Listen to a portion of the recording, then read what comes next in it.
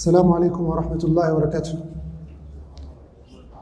الحمد لله على إحسانه وشكر له على تفضله وامتنانه، ولا إله إلا الله تعظيما لشأنه، وأشهد أن محمدا عبده ورسوله داعي إلى رضوانه وعلى آله وأصحابه وإخوانه. أما بعد، إخواني في الله, we're continuing with the signs of the Day of Judgment. The signs mentioned by our beloved Prophet Muhammad sallallahu alaihi wasallam that show the days of judgment are coming. Ikhwani fillah, after World War II, the two superpowers at the time were the Americans and the Soviet Union. So they had tension amongst themselves. There was a period of history called the Cold War between the USSR and the USA, a period of history known as the Cold War. So they used to send spies to each country to find information about anything they can get, about the latest weapon systems, about the space race, anything they could get from the other side, they will try getting. So there's a man who was captured in Russia, and he was found to be an American spy. He's a Russian citizen, but he was found to be an American spy. They asked him, "We never suspected you to be a spy. Tell us exactly what you were doing for the benefits of the Americans. Tell us what you were doing exactly for the benefit of the Americans." He says, "The only thing I used to do, I was given a position where in government I can hire people for positions. So the only thing I will do in my position in government, I will make sure if I'm given 3 CVs, 5 CVs, 10 CVs, I will make sure I choose the worst candidate for that position. That is the only job. I will make sure I choose the worst candidate for that job." And he is all aware the USSR collapsed in the 80s and the USA became the sole superpower at the time. This man, his only task was making sure that the worst of the candidates were the ones chosen for position of authority.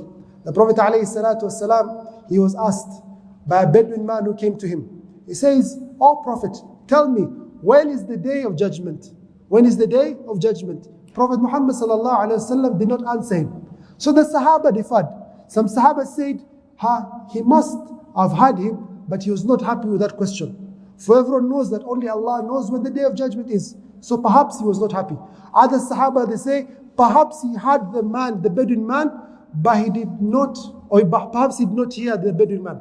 So the Prophet ﷺ, he continued talking with his other companions. A short while later he asks, "Ayn as-sa'il 'an as-sa'a?" Where is that man who was asking me about the day of judgment? He says, "Come." He says, "إِذَا ضُيِعَتِ الْأَمَانَةِ فَانْتَظِرِ السَّاعَةِ." When the loss of trust, when there's no more amana in society, then wait for the day of judgment. This man, he asks, alayhi salam, "Ya Rasulullah, كَيْفَ إِضَاعَتُهَا?" How will trust, how will amana get lost in society? He says, إِذَا أُسْنِدَ الْأَمْرُ أو إذا وُسِدَ الأمر إلى غير أهله فانتظر الساعة. When the people start choosing people to positions of authority that they do not deserve, then await the hour. Await the hour. So, for example, in Kenya right now, we're in a period of election. You must make sure as an amana, as a Muslim, that the best candidate is there to represent the interests of the Muslims. You choose the worst people, that is amongst the signs of the Day of Judgment. So from the signs of the Day of Judgment is choosing the worst people in society to be our leaders. Sign number 13. The Prophet ﷺ, he says, "Inna bayna yaday sa'a." He says, "Min ashrati sa'a an yurfa al-ilm wa yuthabbit al-jahl, aw yathbut al-jahl." He says, from the signs of the Day of Judgment is that knowledge shall be taken away and people shall be ignorant. Ignorant in what? In the affairs of the religion. So from amongst the signs of the Day of Judgment is the appearance of ignorance, religious ignorance in the society of the Muslims and loss of Islamic knowledge. The Prophet ﷺ says in a different hadith, "Inna bayna yaday sa'a la ayaman yunzalu fiha al-jahl wa yurfa al-ilm." Days will come where ignorance will become prevalent in the Islamic society. So much so that they will not know what is salah. They would not know what is Sawm, what is Hajj, what is Zakah. Right now, if I ask some basic questions regarding Zakah here in this mosque, how many are going to get a correct answer? Most of us do not have the knowledge of Zakah. Amongst the knowledge that many Muslims have lost, or it's the very first knowledge, Islamic inheritance. A beautiful subject, al-fara'id. When a father dies, how much does the wife get? How much does the children get? If he has 2 wives, how much do they share if they have children, if they don't have children? Such a beautiful knowledge, Islamic inheritance, has been forgotten. People these days are writing wills as Muslims. Why are you writing wills? Allah subhanahu wa ta'ala has taken charge regarding the inheritance. Everything is clear in the book of Allah subhanahu wa ta'ala. You do not need any wills in Islamic history, in the Islamic setup. The only thing you need to write as a Muslim is the wasiyah. I owe Haji Sharif, I owe Fulan this much money. I owe this, you write that, give this person this charity when I die. The charity should not pass this level. All this is known. You can write that. But regarding how much your children get, how much your wives get, how much your brothers, your sisters get if you do not have children, everything is written. So from amongst the signs of the Day of Judgment is that the Muslims shall lose knowledge of Islam. One, they'll go completely. The Prophet ﷺ, he says, إِنَّ اللَّهَ لَا يَقْبِضُ الْعِلْمَ انْتِزَاعًا يَنْتَزِعُ مِنْ قُلُوبِ الْعِبَادِ أو مِنَ الْعِبَادِ. Allah subhanahu wa ta'ala does not take knowledge from the people just like this at once. وَلَكِنْ يَقْبِضُ الْعِلْمِ بِقَبْضِ الْعُلَمَاءِ. He takes knowledge with the death of the scholars. A scholar dies, he departs with his knowledge. There are no students who have benefited from him. And this is something, subhanallah, that has happened a lot within the last 20 months. After this pandemic of corona, yes, we have lost a lot of Muslims. That is a musibah. But a greater musibah is the loss of our scholars. We have lost many ulama just in the past 14, 16 months. May Allah subhanahu wa ta'ala have mercy upon them. But these ulama, when they died, they went with their knowledge. How many students benefited from them?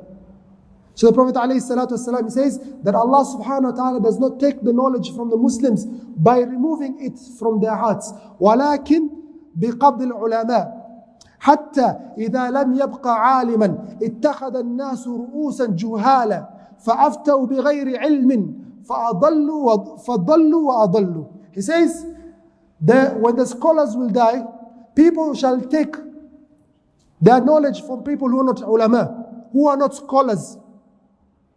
And these people will misguide themselves and misguide others. So from the most important things as a Muslim, dear brother, إِنَّ هَذَا عِلْمُ دِينٌ فَانْظُرُوا عَمَّنْ تَأْخُذُونَ دِينَكُمْ. The Salaf, they say that this ilm, this sunnah, this book of the Quran, the ilm is deen, it's a religion. You must be very careful where you take your religion from. It is imperative that you know where you're taking your religion from. For some of these sheikhs, some of these scholars are evil people. Some of these people who claim to be scholars are the people of Jahim. They are people of Jahannam. Why? They misguide themselves, as mentioned by the Prophet ﷺ, فَضَلُّوا وَأَضَلُّوا. So not everyone that has a beard, not everyone that prays 5 salawat or is fluent in Arabic is a true scholar. Are you together, dear brothers? So from amongst the signs of the Day of Judgment is that knowledge shall be taken from the Muslims by the death of scholars. And this has happened so many times in history. For example, we mentioned this previously. This century, we had a number, the past century, in the Christian calendar, the current century in the Hijri calendar, we had many great scholars. But the 3 that had a voice amongst the Muslims, that were beloved by the Muslims all over the world. Number 1, Sheikh Muhammad ibn Nasiruddin al-Albani, the great scholar of Hadith. Number 2, the former Mufti of Saudi Arabia, Sheikh Abdul Aziz ibn Baz. You go to the deep jungles of the Congo, of Mozambique, of Madagascar, of Philippines, and you'll find women in the deep of the jungles, they know Sheikh ibn Baz. Why? Because he used to send sadaqah to every part of the world. He knows that woman deep in the jungle. This was an imam of the Muslims. Then the 3rd scholar is Sheikh Muhammad ibn Salih al-Uthaymin. This was like the 3 most prominent scholars in our time.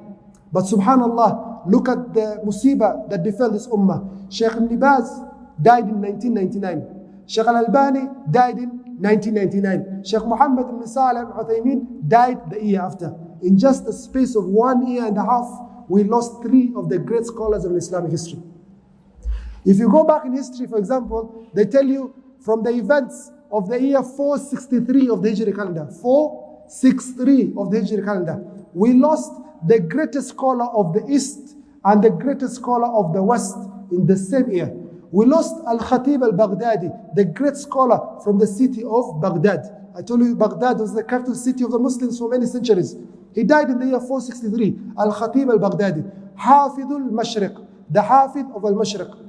Also Andalus, Hafid al-Maghrib, Ibn Abd al-Barr, the author of Al-Istidkar al-Tamheed. He also passed away in the year 463. If you go back to about, I don't remember the exact year, in the 90s of the Hijri calendar, there is a year that is called the year of the ulama. We lost many of the scholars from the scholars of Medina. So, Ikhwani fillah, from one of the greatest musibah that befell or befalls this ummah, that we should always cry more than the loss of anything, is the loss of the ulama. Because with this ulama goes their knowledge. However, Ikhwani fillah, just to focus on this point of ulama, the Prophet ﷺ, he says that the prophets did not leave any inheritance. The prophets did not leave to us any inheritance. وَلَكِنْ وَرَثُوا الْعِلْمِ. They left for us knowledge. فَمَنْ أَخَذَ, whoever takes this has gotten بِحَدِّ الْوَافِرِ, has gotten a great share. الْعُلَمَاء هُمْ وَرَثَةُ الْأَنْبِيَاءِ وَإِنَّ الْأَنْبِيَاءَ لَمْ يُوَرِّثُوا دِينَارًا وَلَا دِرْهَمًا وَإِنَّمَا وَرَّثُوا الْعِلْمِ فَمَنْ أَخَذَهُ بِحَدٍّ وَافِرٍ. The ulama, they are the ones who have inherited the prophets. There's no prophet walking amongst us. The Bani Israel, they had so many prophets that sometimes in a day they can kill 2 prophets or 3 prophets. In one day they can kill 2 prophets or 3 prophets. But we as an ummah of Prophet Muhammad sallallahu alaihi wasallam, we had the last prophet, Prophet Muhammad sallallahu alaihi wasallam. And when he died, there are no prophets. We are left to ourselves. But Allah subhanahu wa ta'ala, out of His mercy, He left something else to take over the position of the Anbiya. All these scholars that we have. Are you together? Something that is severely lacking in our society, that is really important to mention, is the utter lack of respect for scholars, utter lack of respect for the students of knowledge. There's a time we went with the brothers to South B Mosque. We were meeting one of the ustads who teaches over there the Quran, the Tahfidh. So we're asking him for advice. How do we make sure that our children memorize the Quran better? The ustad is from Kyrgyzstan. So he tells us a number of things. Then he tells us, أنتم في إفريقيا ما عندكم احترام للعلماء. He says, you in Africa, dear brothers, you do not have any respect for ulama. He says, I can teach a student. I teach my own student. I teach him the Quran. He memorizes it. But he sees me on the street, he walks past me. He does not greet me. And I am the one who's taught him Al-Fatiha. I have taught him how to do ibadah. But he does not greet me, he does not give me any form of respect. Because the person who has money in our society is the one who has respect. But the person who has no knowledge, the muallim, the student of knowledge, the hafid al-Quran, does he have that respect in society? Honestly speaking. Why? Because his income is low. Is his status low? خيركم من تعلم القرآن وعلمه. The Prophet ﷺ says, the best of you are the ones who learn the Quran and teach the Quran. Where is our respect for the students of knowledge, for the Hafid al-Quran? Where is the ijlal for these people? Hamat al-Quran. These are the people on the day of judgment, they'll be so told by Allah subhanahu wa ta'ala, Iqra, warqa. Read, recite, and climb up in Jannah as you please. Your last level in Jannah is the last ayah you recite. Allah gives them this respect, yet you do not give them that respect for what they are carrying in their hearts. So this is a really big crisis in our society. May Allah forgive all of us. From the things that I've seen and I've observed, sometimes the brothers might misunderstand me. If you call me Sheikh, don't call me Sheikh, it's not an issue for me. But every time I find someone say, for example, today Ummal passed here. Ya akhi, Ummal is who? Your brother or your cousin? Say Sheikh Ummal. That is a person who's carried knowledge. He's taught how many people? You say, I saw Ibra. Ibra was in the mosque. We used to have Imam Ibrahim here. Then say, who's Ibra? I'm asking, who is Ibra, honestly? Say Imam Ibrahim. I saw Shakur. Say Sheikh Abdul Shakur. I saw, which other name? I saw AG. Who's AG? Who's AG? You've heard this. Who's AG? Now, who's AG? Sheikh Abdul Ghani. I'm asking, who's AG? Attorney General, whoever Attorney General in the mosque. Ya akhi, al-adab. The first adab is an-nida. The Prophet ﷺ in the entire Quran has not been called Ya Muhammad by Allah. To teach us manners. Ya Rasulullah, Ya Ayyuhal Muddathir, Ya Ayyuhal Muzammil. Manners. Us, especially our community in Africa, we have habits. When it comes to elders, you call them uncle, you call them auntie. You don't call elders by their name. How dare you then call scholars by their name? So from the first manners is that how you talk to them. Are you together? Number two, they are the people who should be kept in front.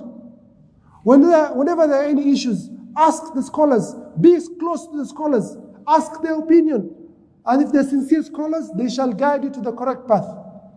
Yes, do not be like the Banu Israel. اتخذوا رهبانا وأربابا أربابا من دون الله. Do not take them. They're not our gods. They're human beings. They make mistakes. And from the funniest or the most unfortunate things, the scholars, they say, if someone who is normal makes a mistake, that will end. But if a scholar makes a mistake, boom, boom, it will be drummed. Everyone will have to hear that mistake. The scholars are also mistakes. They make mistakes. Are you together? And you as a brother or a Muslim, always fear for your deeds. Be bakhil with your deeds. Do not give your deeds to anyone. This salah you've prayed now, are you ready to give it to someone else? You wake up Qiyamul Layl and that is given to someone else thawab, just because of your tongue and your acts. And the worst people to talk about are the scholars.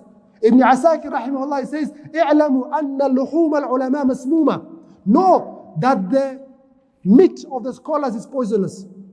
You come and you tell me, this sheikh has done this and this and this. هل أنت شاهد على ذلك? Are you ready to stand before Allah subhanahu wa ta'ala and say, I witnessed this sheikh doing this? Are you ready to say that? I have asked this question to many people. They bring stories for me. They say, Fulan has done so and so. هل أنت شاهد على ذلك? Are you shahid to that? ستكتب شهادتهم. Allah subhanahu wa ta'ala says, your witnesses will be written. You were not there. How dare you witness? He says, I had. I had is the weakest form of narration of a hadith. You cannot say nimeskia. I've heard. Someone told me. Who's that person? Is that person an authentic person?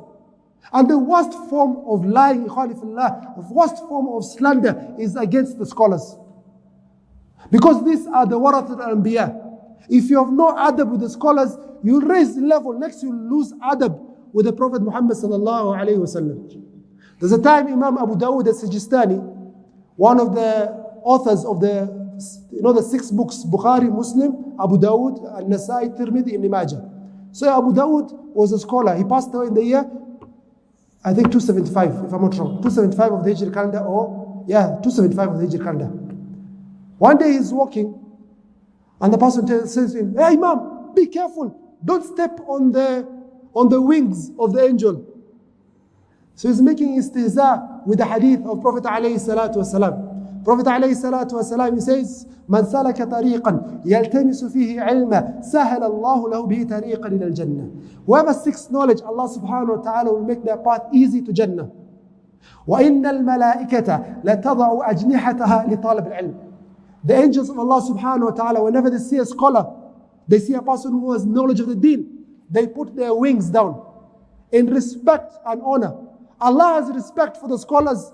The angels have respect for the scholars. But this man and his like have no respect for the scholars. Imam Dawud says, Wallahi, he said that he became paralyzed on the spot and he fell down. On the spot, making istihza with the hadith of Prophet ﷺ. He was telling Abu Dawud, be careful, you might step on the wings of an angel.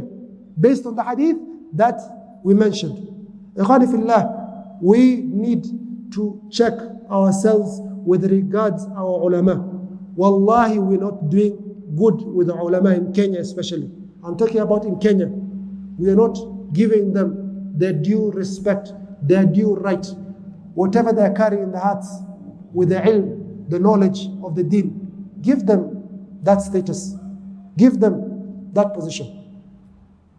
Are we together, dear brothers in Islam? So from the signs of the Day of Judgment is that there shall be a lot of ignorance and loss of knowledge. And this loss of knowledge comes with the death of these scholars that we do not appreciate until the day they die. May Allah subhanahu wa ta'ala grant us knowledge in our deen. Wallahu a'lam. Wassalamu alaikum wa rahmatullahi wa barakatuh.